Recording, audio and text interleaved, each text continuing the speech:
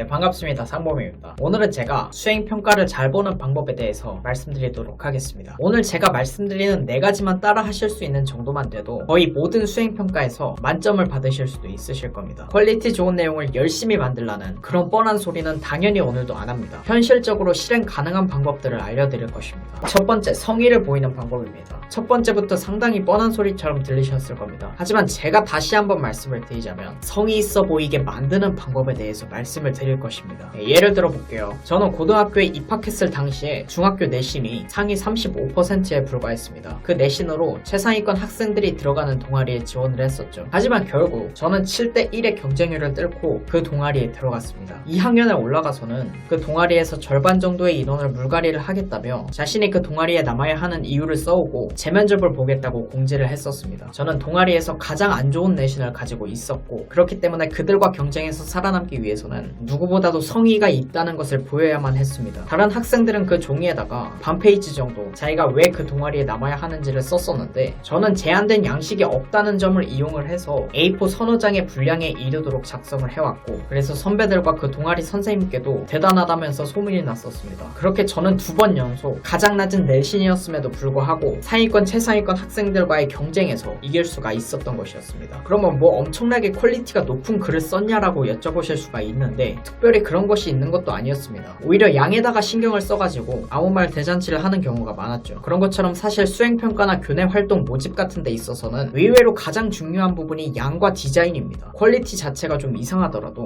표지 디자인과 양이 좀 꽉 차 있으면 우수하고 성의 있는 결과물이라고 생각되는 경우가 많습니다. 그렇기 때문에 수행평가 같은 데 있어서 퀄리티를 조금 줄이시더라도 양과 디자인 같은 그 틀을 좀 더 신경을 쓰시면서 제출을 하는 편이 좋습니다. 표지를 만드셔도 되고 폰트 크기를 뭐 11 정도로 크게 키워도 되겠죠. 그래도 양이 좀 적은 것 같다라고 하면은 줄 간격을 좀 더 늘릴 수도 있고요. 또 문단마다 구분을 짓는다는 명목으로 엔터를 2번 정도 쳐서 만들 수도 있겠죠. 네, 그럼 2번째입니다. 평가표를 잘 보셔야 됩니다. 수행평가도 어떻게 보면 학종의 축소판이라고 보시면 됩니다. 학종에서도 실제로 학업 역량과 공동체 역량, 진로 역량처럼 평가 요소들이 나누어져 있죠. 사실 많은 수행평가에서 선생님들이 평가 기준표 같은 거를 만들어 놓습니다. 평가표 이외의 평가 요소들은 저희들은 신경을 쓸 필요가 없습니다. 예를 들어서 영어 PPT 발표 같은 거를 할 때 PPT 전달 방식이나 비언어적 표현과 같은 요소들을 평가를 한다라고 기록은 되어 있지만 말할 때 발음이나 어법 같은 거를 평가를 하지 않는다면 저희들은 그것들을 신경을 쓰지 않고 자신있게 말을 하는 것이 더 좋은 평가를 얻을 수 있다는 것을 알 수가 있습니다. 아무리 우수한 성과물을 내더라도 평가 기준에 많이 어긋난 결과물이라면 낮은 점수를 받을 수밖에 없고요. 반대로 좀 결과물이 이상하더라도 평가표에 맞춰서 잘 하였다면 우수한 성적을 거둘 수밖에 없습니다. 3번째, 점수 확인을 자주 하십시오. 솔직히 말해서 좀 못 본 줄 알았는데 생각보다 잘 나왔다. 그런 거는 솔직히 안 가셔도 되고 생각보다 점수가 안 나왔거나 그냥 궁금한 정도더라도 선생님을 찾아뵙는 게 좋습니다. 다음 평가 때부터라도 점수를 깎기가 좀 신경이 쓰일 수밖에 없습니다. 뭐 혹시 올려주신다면 다행이고 안 올려주시면 말고요. 여기서 주의할 점은 당연한 말이지만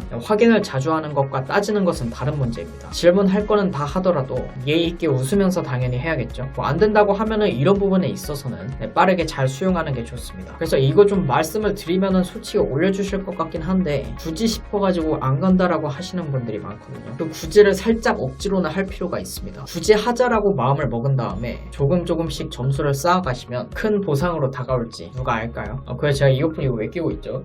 마이크 쓰고 있는데 제가 좀 바보여가지고. 네. 자, 4번째입니다. 최상위권 학생과 친해지면 좋습니다. 팀플 같은 거 있을 때 최상위권 학생들이랑 하면은 무조건 좋은 점수를 받을 수밖에 없겠죠. 네, 그러면 더 질문 같은 거 있으시면 댓글로 남겨주십시오. 오늘은 여기까지 뵙도록 하겠습니다. 감사합니다.